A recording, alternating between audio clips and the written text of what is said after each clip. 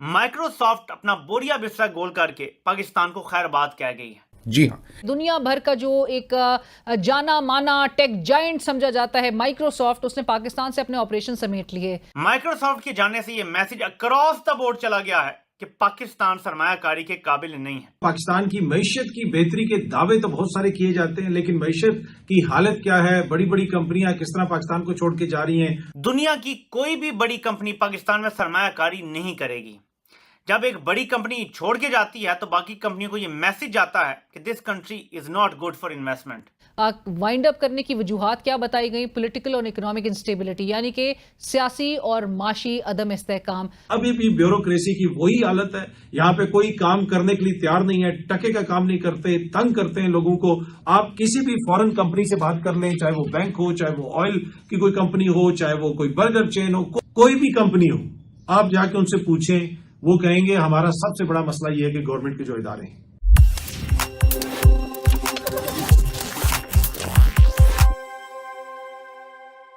नमस्कार दोस्तों, आपका स्वागत है हमारे चैनल पर। आज हम बात करेंगे एक बड़ी खबर की जिसने पूरे पाकिस्तान में हलचल मचा दी है। माइक्रोसॉफ्ट ने 25 साल बाद पाकिस्तान में अपनी सेवाएं बंद कर दी हैं। आइए जानते हैं इस फैसले के पीछे की वजह और पाकिस्तान में इस पर कैसी प्रतिक्रियाएं आई हैं। माइक्रोसॉफ्ट, जो कि पिछले 25 सालों से पाकिस्तान में अपनी मौजूदगी बनाए हुए था, अब वहां से अपने ऑफिस को पूरी तरह बंद कर चुका है। इस फैसले ने पाकिस्तान की टेक इंडस्ट्री और आम जनता में भारी निराशा और चिंता पैदा कर दी है। मीडिया में इस खबर को लेकर काफी नाराजगी देखने को मिली है। कई लोगों ने इसे देश की आर्थिक और तकनीकी प्रगति के लिए एक बड़ा झटका बताया है। विशेषज्ञों का कहना है कि माइक्रोसॉफ्ट का यह कदम ग्लोबल स्ट्रक्चरिंग और पाकिस्तान की आर्थिक अस्थिरता के कारण हुआ है। साथ ही टेक्नोलॉजी की दुनिया में क्लाउड और SaaS मॉडल की बढ़ती लोकप्रियता ने भी इस बदलाव को प्रेरित किया है। पाकिस्तान के कई लोगों ने सोशल मीडिया पर अपनी भावनाएं व्यक्त करते हुए कहा कि ये देश के लिए एक चेतावनी है कि हमें अपने बिजनेस और निवेश के माहौल को बेहतर बनाना होगा। हालांकि माइक्रोसॉफ्ट के प्रोडक्ट्स और सेवाएं अब भी स्थानीय पार्टनर्स के जरिए उपलब्ध रहेंगी, लेकिन कंपनी की सीधे मौजूदगी खत्म होना निश्चित ही पाकिस्तान के लिए एक बड़ा झटका है। दोस्तों, आप इस खबर के बारे में क्या सोचते हैं? कमेंट में हमें जरूर बताएं। अगर आपको ये वीडियो पसंद आया हो तो लाइक और शेयर जरूर करें और हमारे चैनल को सब्सक्राइब करना ना भूलें, ताकि आप ऐसी ताजा खबरें सबसे पहले देख सकें। धन्यवाद। दुनिया की सबसे बड़ी कंपनी हुआ करती थी माइक्रोसॉफ्ट किसी जमाने में। अब और भी बहुत सारी कंपनियां रेवेन्यू के एतबार से बड़ी हो गई हैं, लेकिन जब ये सबसे बड़ी कंपनी थी तो ये पाकिस्तान आई थी। माइक्रोसॉफ्ट अपना बोरिया बिस्तर गोल करके पाकिस्तान को खैरबाद कह गई है।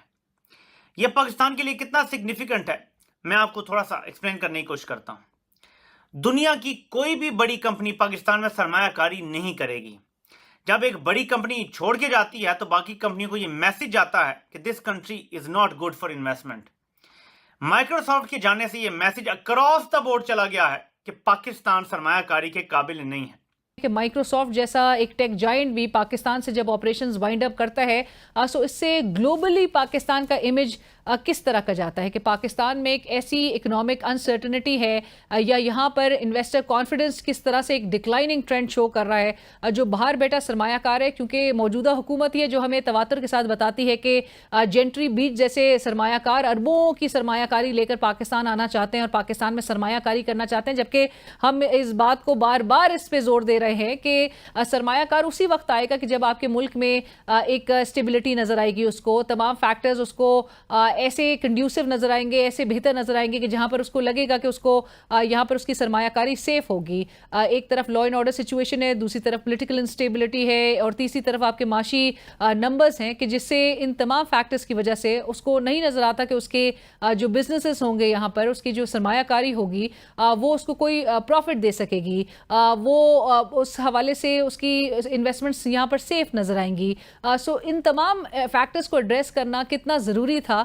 माइक्रोसॉफ्ट ने जो वजूहात में और भी दीगर वजूहात उसने बताई हैं, जिसमें ग्लोबल ले ऑफ्स भी was part of the strategy as well, जिसमें माइक्रोसॉफ्ट के जो वर्ल्ड वाइड रीस्ट्रक्चरिंग के मोड में जब ये गए हैं तो ये कोई 9,000 से 91,000 तक कहा जा रहा है, 9100 तक जो जॉब कट्स है, यानी कि 4% ऑफ देयर वर्क फोर्स वो ले ऑफ्स कर रहे रहे हैं अपनी ऑपरेशंस को और स्ट्रीमलाइन करने और जो कॉस्ट है उसको कम करने के लिए। सो ये 9,000 टू 9,100 के करीब job cuts was part of the restructuring strategy.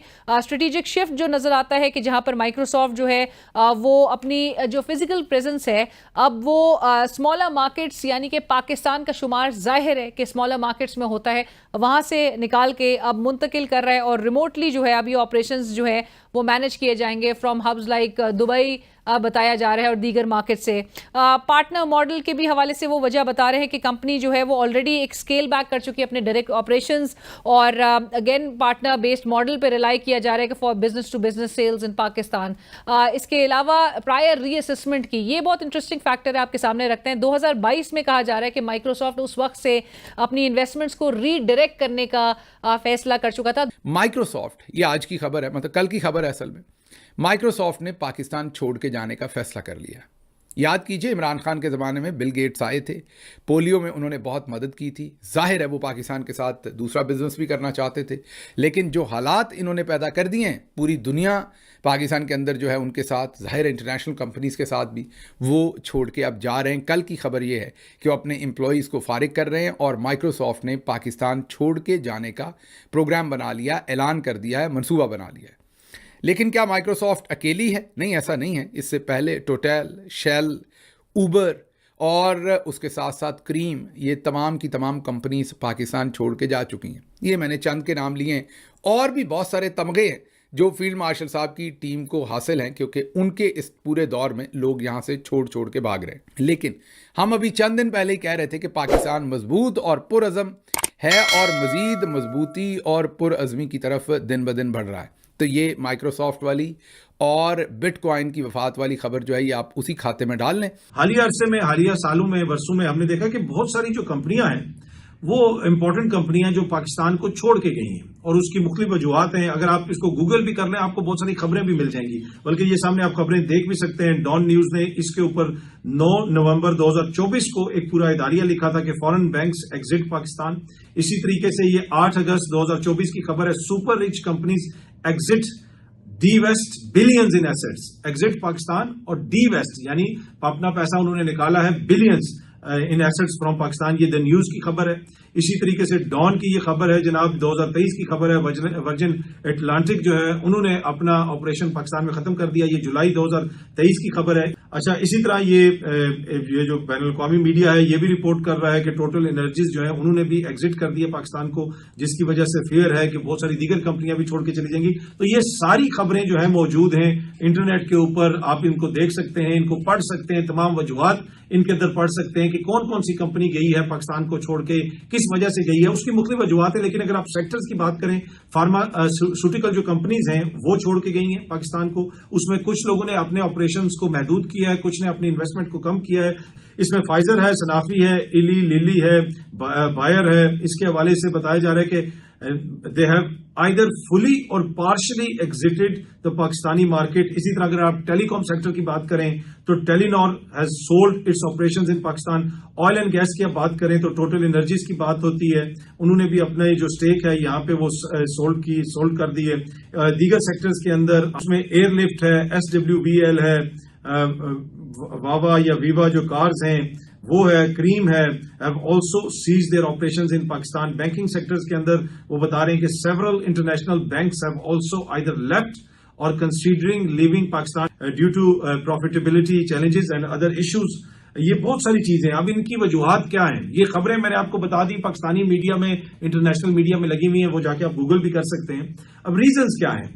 Reasons जो बताए जाते हैं वो ये कंपनियां बताती हैं कि आपकी जो जिस किस्म की रेगुलेशन है और पॉलिसी चेंजेस हैं वो हमें यहाँ पे बिजनेस नहीं करने देते। यानी बहुत ज्यादा रेड टेप है, ब्यूरोक्रेसी तंग करती है, महकमे तंग करते हैं। मैंने आपको पिछले दिनों की मिसाल दी थी कि एक शख्स जिसने अफगानिस्तान में सबसे बेहतरीन होटल खोला हुआ है, जिसने करबला में, बगदाद में जंग के बाद वहां पे होटल खोला जो वहां का सबसे लग्जरियस और सबसे अच्छा होटल है। उन्होंने अब पाकिस्तान में भी एक होटल खोला है और उन्होंने मुझे बताया कि मैं तुम्हें हल्फन बताता हूं कि इतने मसाइल मुझे अफगानिस्तान में नहीं हुए, इतने मसाइल मुझे इराक में नहीं हुए जितने मुझे पाकिस्तान के अंदर हो रहे हैं, जितना ब्यूरोक्रेसी ने, रेड टेप ने यहां पे हमें तंग किया। तो ऐसे हालात में कौन आके यहाँ पे इन्वेस्ट करेगा? फिर एक और रीजन जो बताया जाता है वो पॉलिटिकल इंस्टेबिलिटी भी है। यहाँ पे कहा जा रहा है जी इस्तेहकाम आ गया, 2 दहाई अक्सरियत मिल गई और इस्तेहकाम आ गया, ये हो गया वो हो गया। बाकायदा वो कंपनियां ये रीजन अपना शेयर करती हैं कि जो पॉलिटिकल इंस्टेबिलिटी है यहाँ पे, कोई पता नहीं किस वक्त क्या हो जाए, लेकिन यहाँ पे तो बताया जा रहा है कि जी वो बड़ा इस्तेहकाम आ गया है, 2 दहाई अक्सरियत हो गई है। ये वो सारे रीजन है और इनमें से एक भी रीजन ऐसा नहीं है जिसको कोई चैलेंज कर सकता है। आप जाएं गूगल करें, उन कंपनियों की प्रोफाइल्स पढ़ें, उनकी रिपोर्ट्स पढ़ें, ये न्यूज के मैंने सारे आपको दिखा दिए। वैसे भी आप जाके आर्टिफिशियल इंटेलिजेंस से पूछ लें, किसी से भी पूछ लें, वो आपको बता देगा। हाँ, अगर किसी को समझ नहीं आएगा तो वो ये जो हमारे हुक्मरान हैं जो 70-80 साल से यहाँ पे हुक्मरानी चल रही है जिस किस्म की, इन लोगों को समझ नहीं आ रहा कि आज हम इस हालत में क्यों हैं, क्यों कंपनियां यहाँ से छोड़ के जा रही हैं, क्यों ये हमारी मैशत की हालत है। बुनियादी वजह वही है कि यहाँ पे ना कोई पॉलिसी का तसलसल है, ना यहाँ पे ब्यूरोक्रेसी जो है वो किसी को काम करने देती है, ना ही यहाँ पे अवाम के मैंडेट का एहतराम होता है, ना ही यहाँ पे अवाम की जो नुमाइंदा हुकूमतों को चलने दिया जाता है। एक तो कहा जाता है इस हुकूमत के लिए ये पढ़े लिखे नहीं है, ऊपर से ये कोशिश भी नहीं करते। खत्म, bye bye, tata, goodbye, गया।